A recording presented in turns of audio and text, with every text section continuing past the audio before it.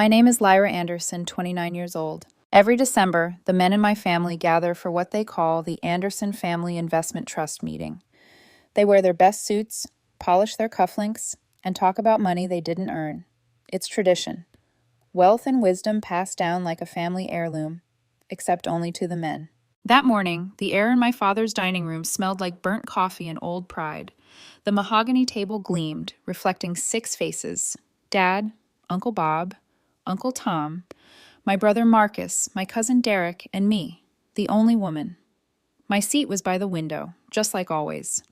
I used to think it was coincidence, but even chairs tell stories in this family. Dad cleared his throat, settling into Grandpa's leather chair like a king in exile.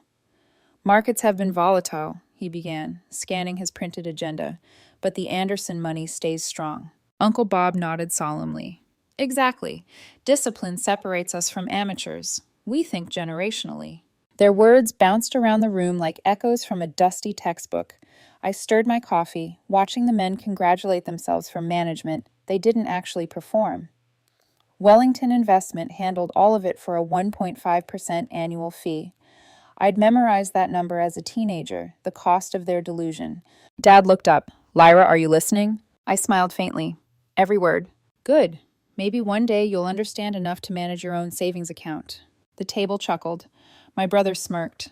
I wanted to ask if any of them had actually read the quarterly reports, but I already knew the answer. They didn't read them. They performed them. Uncle Tom rubbed his chin. Wellington's report says we're up 14% this year. Solid performance. 14%. I bit the inside of my cheek to keep from laughing. The trust was actually up 26%, but they wouldn't know that. They hadn't managed the trust in 16 months. I had. For a moment, I just watched them talk. Dad flipping papers, Uncle Bob lecturing Marcus about sector rotation, Derek pretending to follow along. They were playing at being investors, and I was the ghost in the room who actually was one. Then Derek spoke softly. By the way, I sold my shares last year. The chatter stopped. Dad's head snapped up. You what? My 5% in the trust, Derek said.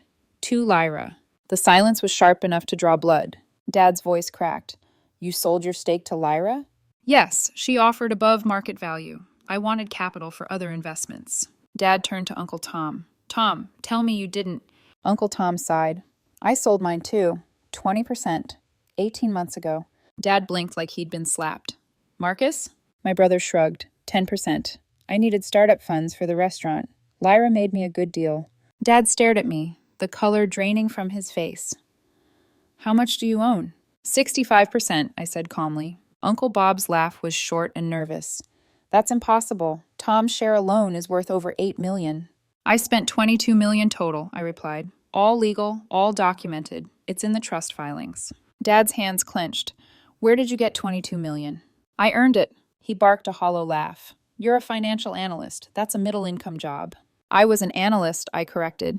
I left 2 years ago to manage my own investments full-time. My personal portfolio is worth about $12 million now. You expect us to believe that? Uncle Bob scoffed. You can check, I said. The trust alone has grown from $40 million to $68 since I took over. Your Wellington reports are outdated. Dad's eyes narrowed. You fired Wellington? Yes, 16 months ago. You had no right. I had every right, I interrupted. Majority ownership. Full authority. You just never read the paperwork. That's when the doorbell rang. Dad's housekeeper appeared, ushering in a man in a gray suit. Mr. Caldwell from Wellington Investment, she announced. Dad practically leapt from his chair. Martin, thank God. There's been a misunderstanding. My daughter seems to think she... Mr. Anderson, Martin interrupted gently. Ms. Anderson terminated our management contract 16 months ago. She filed the proper documentation as majority shareholder. The room fell silent again. I could hear the clock ticking behind me. Dad stammered, That can't be. I've been receiving quarterly reports. From me, I said. I've been sending detailed summaries since I took over. You apparently never noticed the letterhead was different.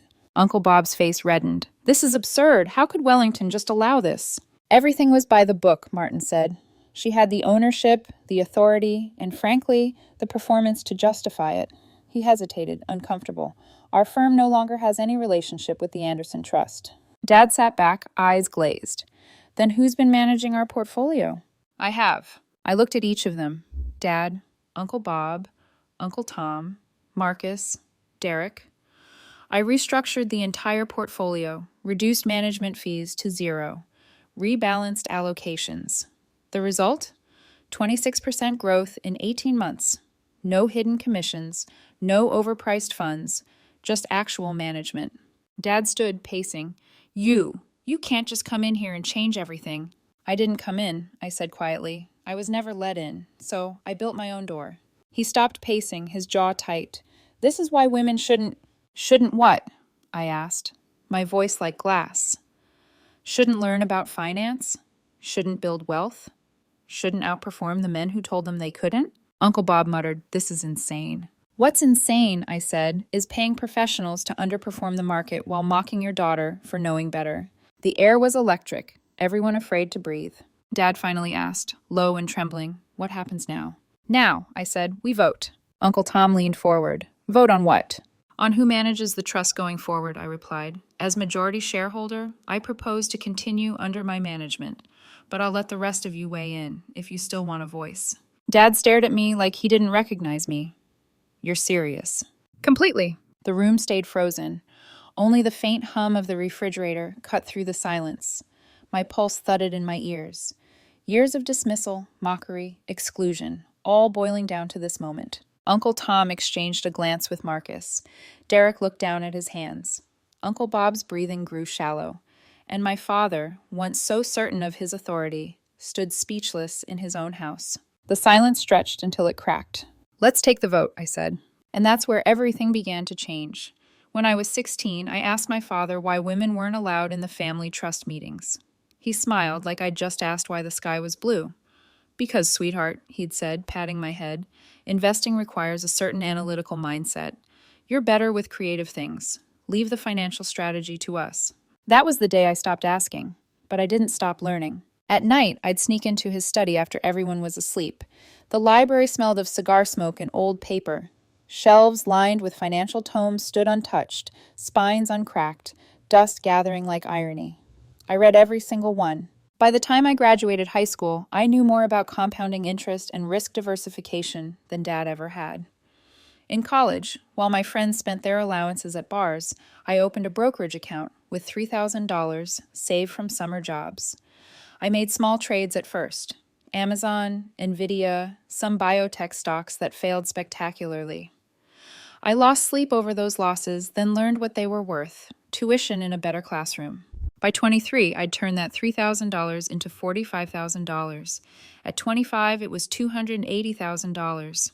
I didn't gamble. I studied. I waited. I learned to sell into strength and buy into fear. When the markets dipped, I didn't panic.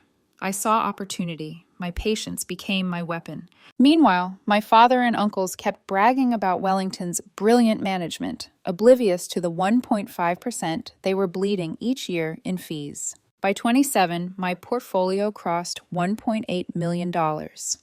I worked at a mid-sized investment firm, analyzing quarterly statements for people who'd never opened them. Every chart I read made me better. Every mistake they made became a warning.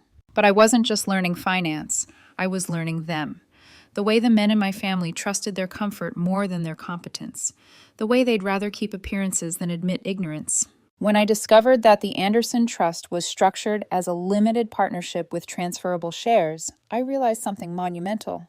Ownership wasn't sacred, it was liquid, and anyone could buy it if they knew how. Uncle Tom was my first call. He sounded tired that night, voice crackling through the phone. "Lyra, Wellington's been lagging again. Another year below the index. It's exhausting." "I can help," I said. "Sell me your stake. I'll pay above market value." He laughed at first. "Why would I do that?" "Because you know I can manage it better," I said. "You've seen my returns." He went quiet for a long moment. "You're serious?" "I'm offering you $8.5 million for your 20%. That's fair and honest." He exhaled slowly. "You sound just like your grandfather." That was the closest thing to approval he'd ever given me. Marcus was easier. He needed capital for his restaurant. When I offered $4 million for his 10%, he didn't hesitate. Derek barely looked at his statements, so selling his 5% was a relief. Each transaction was clean, quiet, legal. I created shell entities, transferred ownerships properly, filed with the trust administrators, all transparent, all compliant. They thought it was a game of numbers. It was really a war of recognition. And I was winning. Within 18 months, I'd secured 65%. I leveraged my portfolio, hedged with options, and slept maybe 3 hours a night. Risk was the cost of transformation. Every signature on a transfer document felt like cutting another thread from the web that had trapped me since childhood. When I took control, I fired Wellington immediately. The contract termination was civil but decisive. Martin Caldwell, the director, had raised an eyebrow. "Are you sure you want to take this on personally?" "I've been managing assets for years," I'd replied, "just not ones that had my last name on them." He'd smiled faintly, almost impressed. "Then I suppose the trust is in capable hands." 16 months later, the results proved him right. The trust had grown from $40 million to $68 million. I didn't use exotic strategies or reckless bets, just discipline and attention. I trimmed bloated funds, reduced costs, and reinvested dividends strategically. But that meeting, the one that started with their laughter and ended in silence, wasn't about money. It was about control. When I called for the vote, Uncle Tom spoke first. "I vote yes. You've earned it." Derek nodded. "Same here." Marcus crossed his arms. "You already own 65%. What's the point of voting?" "Respect," I said. "I want it on record." He looked at me for the long moment, then nodded. "Fine. Yes." That made 65% in favor. Dad and Uncle Bob stayed silent. I turned to them. "You can stay in and profit, or sell out and walk away. Either way, I'll keep managing it." Dad's jaw tightened. "You'd buy me out?" "I'd buy anyone out," I said. "At fair market value. That's business, not rebellion." The vote passed. Just like that, decades of tradition cracked open. Later that night, I sat in my apartment surrounded by spreadsheets and silence. The glow of my laptop lit the room. I looked at the performance chart rising upward like a heartbeat. For the first time, the family's wealth wasn't just inherited, it was earned. But control comes with a price. I'd done all this quietly, legally, strategically, yet I couldn't shake the thought that my father saw it as betrayal, not achievement. Over the following weeks, the story spread, not through headlines, but through whispers. My mother called first. "I always knew you were smart," she said carefully. "I just didn't realize you were this smart." Her voice trembled, a mixture of pride and regret. My aunts wanted lunch meetings. My female cousins texted me at midnight asking which investing books to start with. It felt strange, empowering them using the same knowledge I'd been denied. Uncle Tom sent a note. "No regrets. You've done what none of us could." Derek called one evening. "Your quarterly letters. They actually explain things. I learned more in 10 pages from you than in 10 years of Wellington reports." "Glad to hear it," I said softly. Even Marcus, once dismissive, messaged me. "The restaurant's doing great. Maybe you were right about compound returns after all." And my father? Silence. Weeks passed, then months. He didn't call, didn't write. I saw his signature on trust statements, barely legible, like he couldn't bring himself to read them. But one night, as I was reviewing projections, I found myself whispering, "You should have seen it, Dad. You should have known what I was capable of." That's when I decided something bold. The next meeting wouldn't just be another report. It would be a reform. I would propose opening trust participation to all Anderson family members, regardless of gender. If they had built barriers, I would build doors. The price of control was isolation. But the reward?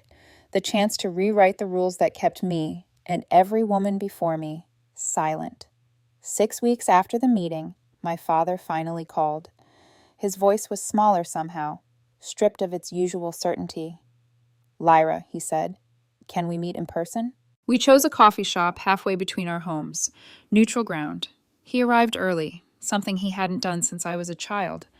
He was stirring his coffee when I walked in, as if trying to find answers at the bottom of the cup. He looked up and smiled weakly. "You look well." "So do you," I lied. He'd lost weight, his confidence too. He hesitated before speaking. "I've been reading the reports. The real ones, not just the summaries I used to skim." He exhaled. "They're impressive. You've done more with the trust in 2 years than Wellington did in 10. I nodded, saying nothing. The silence did the work for me. "I owe you an apology," he said finally. "A real one." He stirred his coffee again, though it didn't need it. "I underestimated you, Lyra. Worse, I dismissed you. I told myself I was protecting you from risk, but really, I was protecting my ego." I stared at him. "You built your identity around being the provider. the investor, the man who knew best. He nodded slowly. And you proved I didn't. That wasn't my goal, I said quietly. I didn't want to humiliate you. He met my eyes. But you did, and you were right to. You did what I couldn't. You built something. You learned. You earned. You didn't inherit your success. You created it. I felt the lump in my throat rise. For years, I'd wanted him to say exactly those words, but hearing them didn't bring victory. It brought peace. Can you forgive me? He asked. I took a long breath. I can. But things are different now. I'm not asking for permission anymore. I'm not waiting for validation. I'll keep managing the trust whether you stay in or sell out. He nodded, almost relieved. I know, and I don't want to sell. Bob and I talked. We'd be fools to walk away from what you've built. That made me smile. A rare moment of financial wisdom from the Anderson men. He laughed softly. Touché. Then his expression turned serious.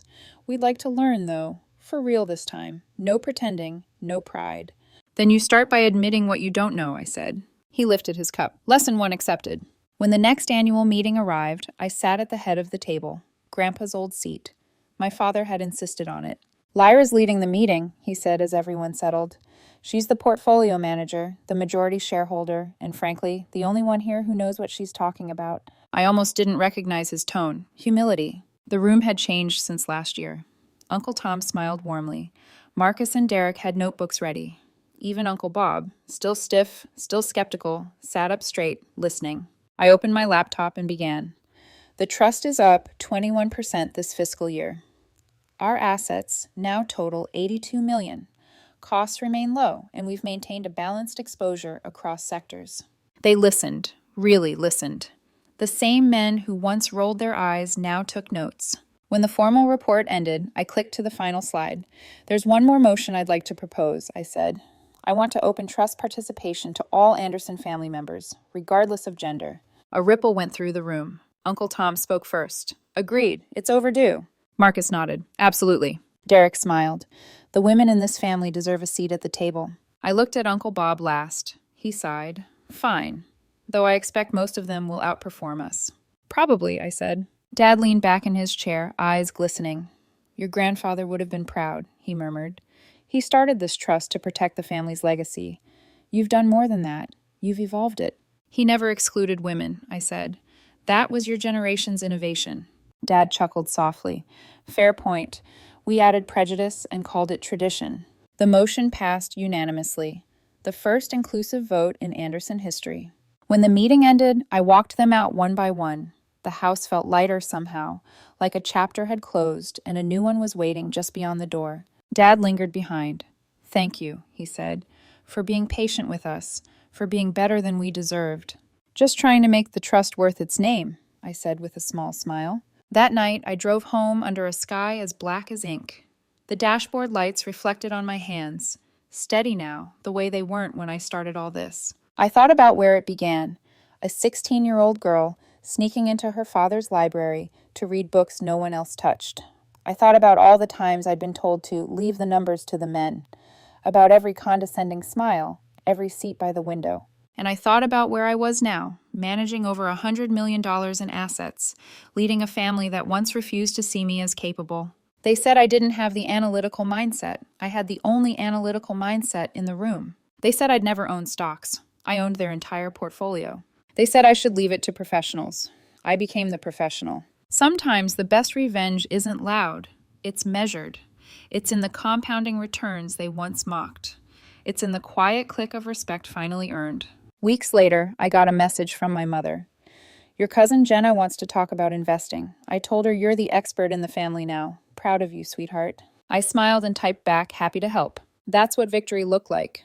Not proving the men wrong, but opening doors for the women who came next. Because the real inheritance wasn't the money. It was the freedom to decide what to do with it.